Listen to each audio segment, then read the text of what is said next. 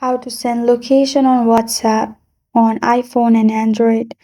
Hi everyone, it's Sophia to assist you today without any delay. Let's jump right in. First, open WhatsApp. Click on the chat you want to send your location in. You will find clip like option on bottom. If you click on it, you'll find location. In location, you can search location you want to send, your current location or your live location. Simply, after you search your location, click on the location and it will be sent.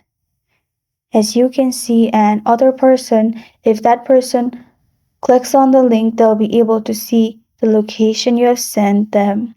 This is how to send location on WhatsApp. Thank you for joining me today. If this video helps you out, please leave a like and subscribe for more. Got a question or want to suggest a topic, comment below. I am Sophia signing off until next time.